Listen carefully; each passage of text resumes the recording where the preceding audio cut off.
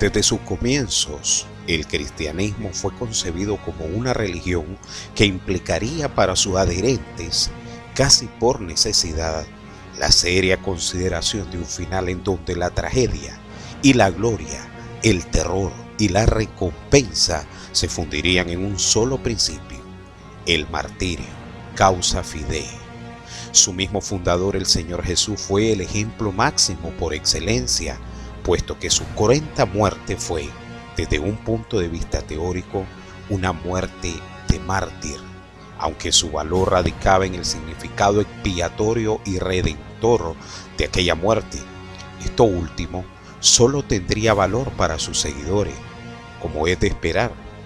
A esto debemos agregar que, según los relatos evangélicos, la idea de sufrir por causa del Señor Jesús no era algo que él hubiera estado buscando ocultar. Él lo declara en Mateo 5, versos 10 al 11. Bienaventurados los que padecen persecución por causa de la justicia. Bienaventurados sois cuando por mi causa os vituperen y persigan.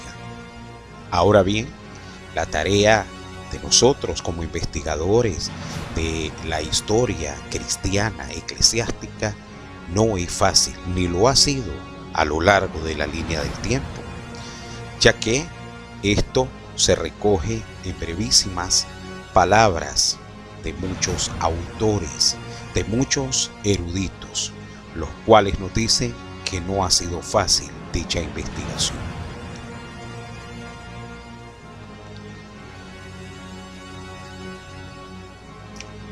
El Señor Jesús era un judío palestino. La mayoría de sus primeros discípulos eran judíos y por muchos años las autoridades civiles y el mundo pagano miraba al cristianismo como una variante del judaísmo.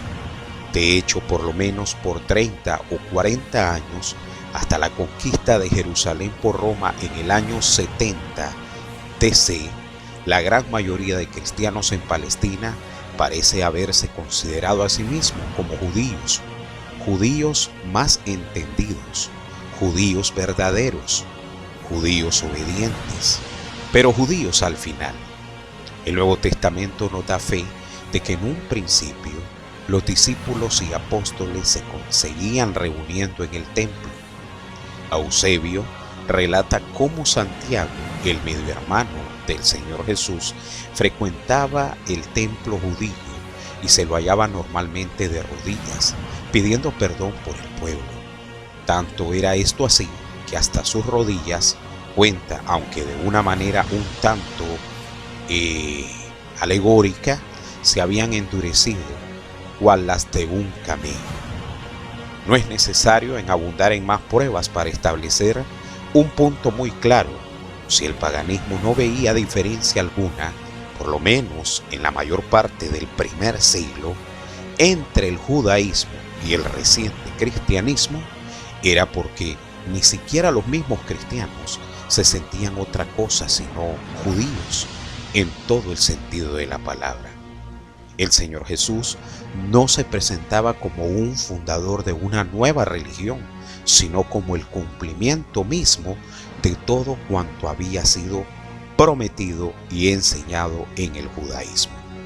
A esto debemos agregar lo remarcado por Salinero en el 2005, a saber que en el primer siglo el mundo judío conoció diversas sectas o movimientos religiosos que luchaban por adueñarse del concepto de verdadero Israel y que proclamaban que su interpretación de la Torá era la única correcta. El Talmud nombra por lo menos a 24 sectas judías en el primer siglo.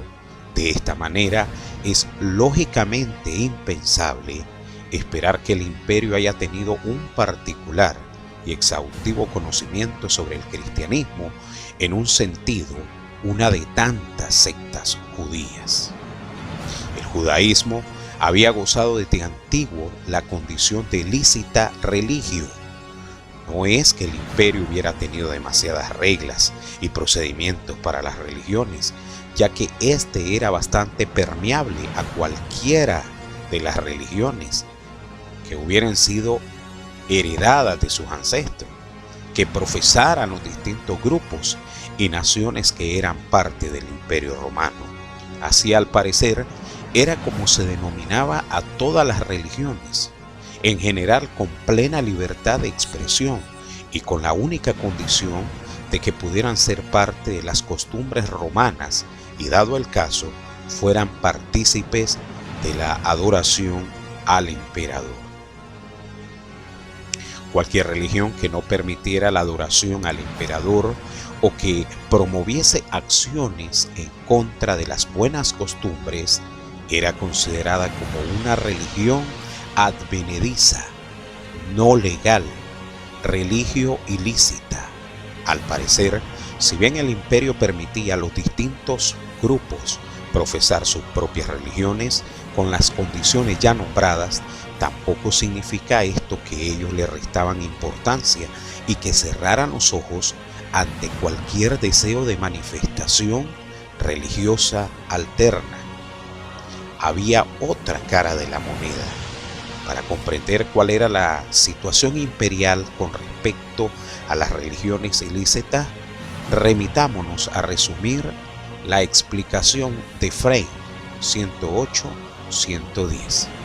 El problema de los cultos extranjeros es difícilmente entendible sin tener en mente las implicaciones sociales de la gran inmigración.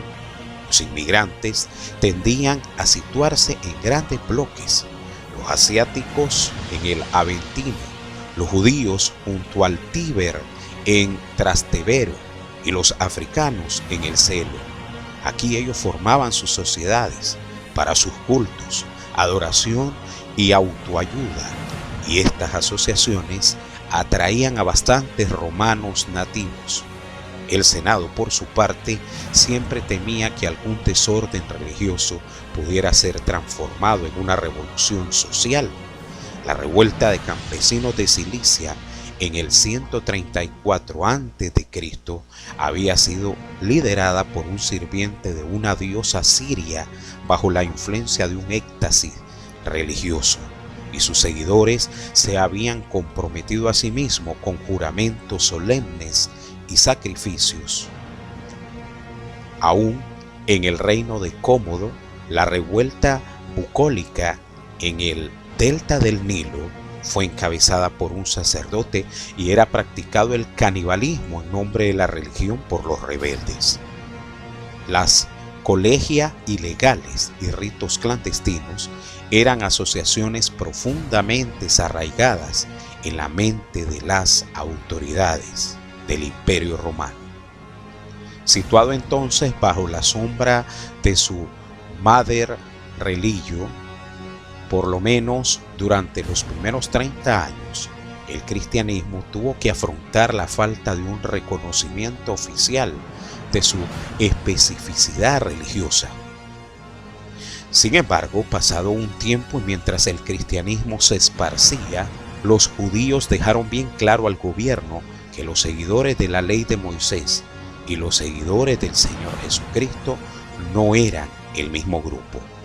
Esto también fue quedando claro a la luz de la masiva conversión de gentiles y la continuada disminución de judíos que se adherían a la religión cristiana.